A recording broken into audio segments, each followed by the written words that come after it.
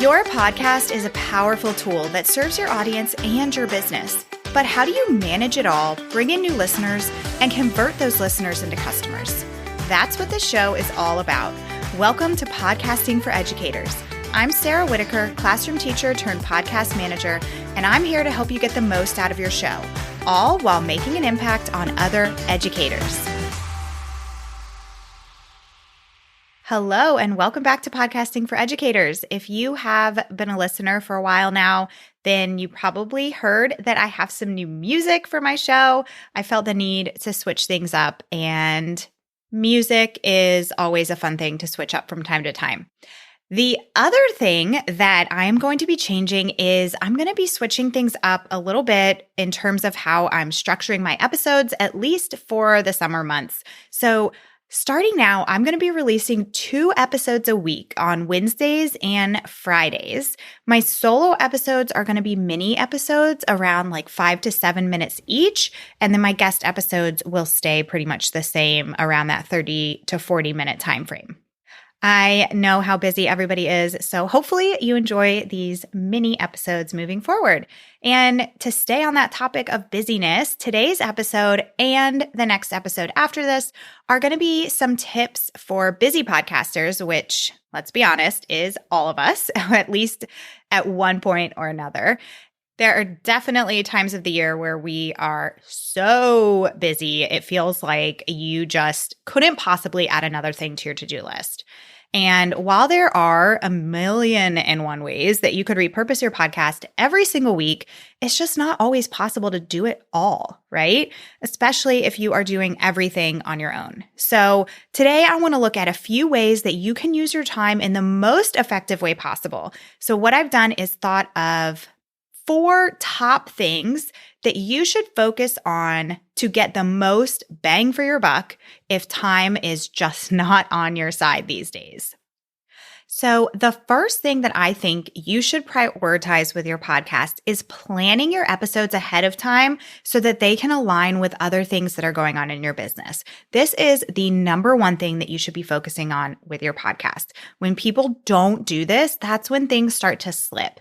In fact, I once knew someone who was super excited to start her show. She released about 5 episodes and then it just totally dropped to the bottom of her priority list.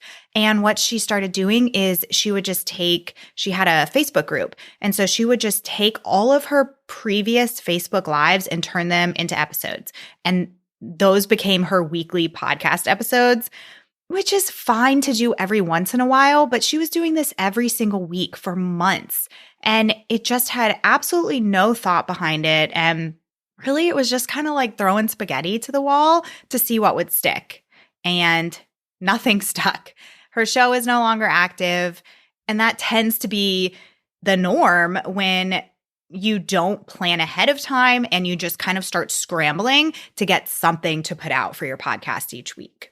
Now, we all plan differently, and you don't have to be planned a year in advance to make this concept work. I would aim for 1 month at a time to at least sit down with a calendar and look at what else is going on in your business. Is there a special holiday coming up? Are you going to be launching something soon? Is there a topic that you want to cover maybe over the course of a few weeks? You don't have to record and produce all of your episodes at this time when you sit down to plan. But just getting the name of the episode and the date that it's going to go live down on paper will make such a world of difference. So start with 1 month at a time with your planning. The second thing to prioritize in order to get the most out of your podcast is to create great content that your audience wants and needs.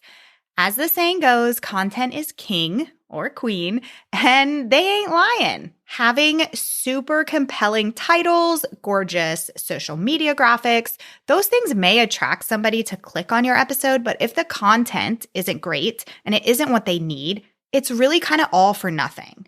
Creating the right content for your people breaks down into 2 things. Content that they want. These are topics that they are asking you to cover or that maybe they have frequently asked questions about. And then content that you know that they will need. So an example of this is, for me, when people want to start a podcast, they always want to know what mic to get. what to record on. The number one question is always, how in the world do I get my episodes to show up on Apple Podcasts and on Spotify and all the places?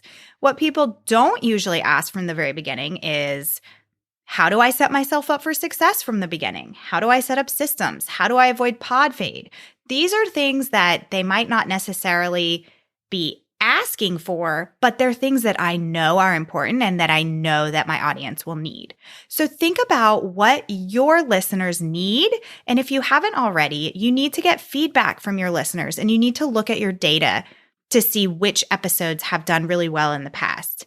Once you know what they want and what they need, put your time and energy into delivering that in the most effective way possible.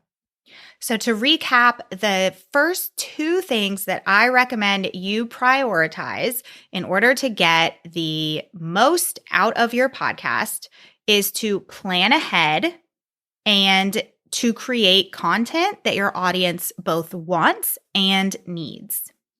In the next episode, I will share my other two things that I think you should prioritize if you are super short on time. I hope that you have enjoyed this mini episode, and if you had, I would love if you take a screenshot of this and add it to your Instagram stories and tag me so that I know that you're listening and that you're enjoying it. I will see you here next time. Thanks so much for listening to today's episode. To keep this conversation going, connect with me on Instagram at Podcasting for Educators. I'm always looking for an excuse to talk about podcasting. If you're looking for support in launching, managing, or growing your podcast, check out my online course, the Podcasting for Educators Prep School, at podcastingforeducators.com/prep school. I'll see you here next time.